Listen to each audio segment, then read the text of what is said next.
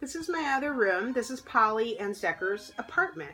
I used to use this as a studio, but now I don't use it as a studio. It's their apartment. I store all my stuff here that from the years, all of these cassette tapes, all nuclear death or other projects that I've worked on, solo projects, projects with other people, all of that, my analog, it's all loaded up there. That's not all of them, but that's some of them. In this bag over here, there's my old paratrooper boots. But anyway, in this bag here are all my nuclear death t-shirts and or demon cubes or other t-shirts of bands that I kept that I don't wear because I don't have any other ones to wear. There's artwork by the fantastic Russell Ugly, otherwise known as Russell Glenn. He died and recently in the last couple years, and yeah, I'm lucky enough to have harbored some of his artwork.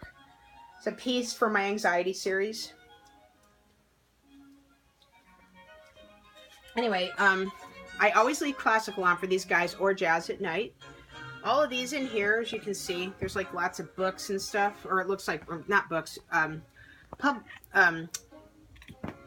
like journals and shit like that is what I'm trying to say. All these are all the lyrics and or poetry I've written since I was like able to write. All over tons and tons of fucking folders of that shit. It's another piece from my anxiety series. Some drums I picked up when I used to be throwing the paper. Just random drums people leave on the side of the road. I pick them up, give them a home. Hit them, use them, don't use them, whatever. It's a little thing. I don't know if you call it a shrine, but it is like where I keep a lot of stuff that I have from my gay husband, Dalton Warren, otherwise known as Damien Wild online. He and I have known each other for over 25 years. Here's us playing with our friend Cassidy, like years ago. We used to play together. And yeah, so there's just little things that he's given me. There's like, right there's us, like Christmas sitting on Santa's lap when we first met. Just little things. It's a little kind of like, I don't know if it's a big shrine. I mean, you know, he's alive and everything, but that's just kind of my little place that I keep stuff that he's given me. Things that I don't wear, like I do wear my rings that he's given me. There's this one, the one on the top. Whoops. Let me see if we can show you. Okay, so the one on the top that has like the teardrop, and this one is the main one. It's the very first one he ever gave me. Has a real emerald in it. Okay, so anyway, this is paintings, and as you can see, there's tons. I mean, there's just tons of paintings. These are all my blood art that I have never either, you know, just tons. I don't know what to say. It's stuff that I don't have up, and I have places for, but I don't know. There's just different ones from different eras. I no longer bleed anymore, so I consider it rare. It's my DNA paintings, my menstrual blood paintings. They're all just stacked, you know, because these guys in here don't fuck what they think. Another beautiful work by Russell. Hi-hat, cat box, okay. This I found in the trash. I still dig through the trash. I love trash digging. I find things like this. When things break like that, I buy this, or I'm sorry, I find this, I wash it, and I hang it up. I have a lot of furniture that's from the trash. This is my first guitar, my two first guitars. So this one is my ukulele. It's the very first thing I ever got. I think 5 or 6 years old was when stringed instruments started to speak to me. But it would be another 4 to 5 more years. I started playing guitar when I was 10. I taught myself. And yeah, I've been playing ever since. So I've been playing for about 35, 40 years. But this is my global. This is my first guitar, real guitar. I wanted an Ace Frehley guitar, and my parents went to the JCPenney's catalog, and I got my global, and they couldn't get a sunburst, which is what I wanted, so I got the violin instead. It's been, you know, used over the years. It still works. I don't ever use it. It just hangs. Someday I'd like to, like, maybe at least string it, but I'm not going to change anything out. I don't know. I like to keep it global and keep it good, and it just stays there. Some pieces from a couple friends of mine.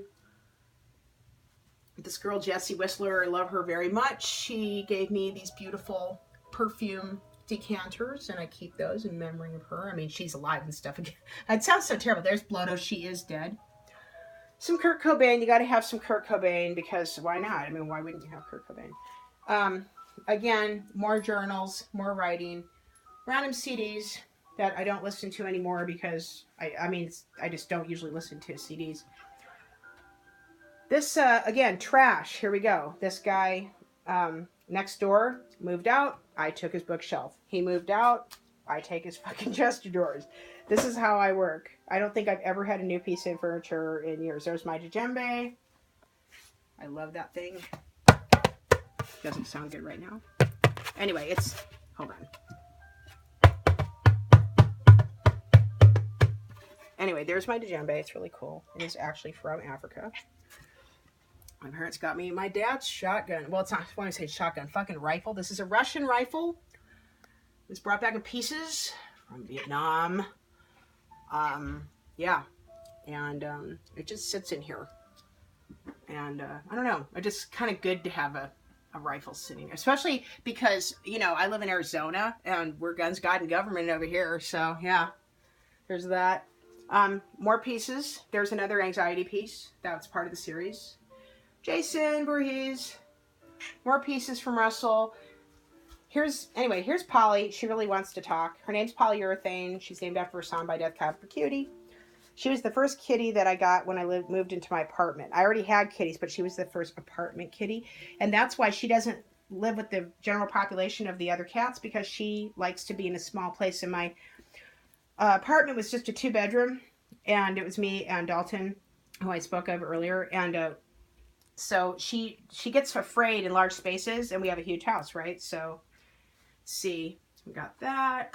This was the arm brace that my dad had on when he died. It's always interesting to have a little bit of death. My brother sent me this alligator head. And yes, I'm vegan, but I don't care. I mean, in other words, I didn't kill it. It's there. I like it. It's cool. It's New Orleans. Get over yourselves. So I don't have those kind of ethics. It's like, I think it's fucking cool. More death. It's a picture of Russell. This is not the best picture of Russell. This is when he had dreads. This is probably the biggest heroin addiction here. Here's a piece by Dalton. Dalton's also an artist as well as a writer. Anyway, my closet, like, who gives a shit? But anyway, here's my clothing. As you can see, it's almost always black, but everybody knows that I'm the woman in black, so that just, it's my fucking fuck me pumps and stuff like that. Yeah, Polly likes to sleep in here. Let's get Zekkers. Here's Zekkers. Zekkers was actually found underneath a car, covered in motor oil as a baby at my apartment complex. And we thought he was going to die that day, but after a little bit of Dawn dishwashing liquid and a lot of love, yeah, here's Zekkers. And I named him Zek after a character in the Star Wars book series, because at the time I was really liking on this guy that was all Mr. Star Wars, so I thought it'd be cool to name the cat Zek. I call him Zekkers, but yeah, he's Zekkers. And he is her husband. And again, he also does not like wide open spaces. He gets scared. He doesn't like all the other kitties. The kitties are kind of mean, because these guys are, I know he looks like a total fucking fat pillow, but these guys are really small. They're like little kind of runts. Like, it was really sad. When I went to pick out Polly, she was the only girl left, and she has this face, right, which kind of looks angry, and nobody wanted her. And I thought, well, I'm going to take her because I always look angry, and I know that feeling of, being the person that has the brows knit together all the time. So here we go. Oh, listen, Night on Bald Mountain. Hell yeah. If you don't already know, I'm a huge classical fan. I mean, that's what I grew up on. I sang opera, so, I know classical music. This clock does not work. This is my little thing, ode to Johnny Thunders. I love Johnny Thunders. I love his music. I love his solo work. I love him in the Dolls. It's really sad, tragic person, but so am I. So, oh, and here, I got this from New Orleans too. My mom brought this back. I mean, really, This is before I found out that I was actually African American too. I am black, y'all. I'm black, y'all. I'm bliggity black. Another one of my series. But anyway, yeah, she brought me this back. I thought that was really interesting. And then about a year later, I was on Ancestry.com, and I found some information and found out that my dad's grandfather, my great-grandfather, was Negro. Who knew? And I thought, you know, that makes a lot of sense. There's just so many things in my life that point to the fact that I would have some kind of African Americanness in me. And no, it's not because I can dance. No, no. I mean, my hair does it. There's certain, I wouldn't say mannerisms, but I mean, there's just certain things that I adhere to that just made me wonder why I feel like I have a pull towards African American and Black culture, and in a way before all this other stuff like hip hop. I'm older, so that I'm talking when I'm like in the 1960s and 70s. I always had that pull, and now I know why, because I am. So that's interesting too. So anyway, there's my Black Panthers. This is my Black Panther beret. Has the Black Panther thing on it. It's when I was, apparently I wanted to be a Black Panther. I mean, you know, there was no such thing anymore, but there I was trying to be one. So, trying to figure out how to be Black Panther, but have light skin. Yeah, I've been through a lot, did a lot of weird stuff. I mean, you know, it's like I have so many different ethnicities that I don't feel like I'm any one thing. And so it's hard. Like I'm Japanese also. I'm Anglo. I'm Black.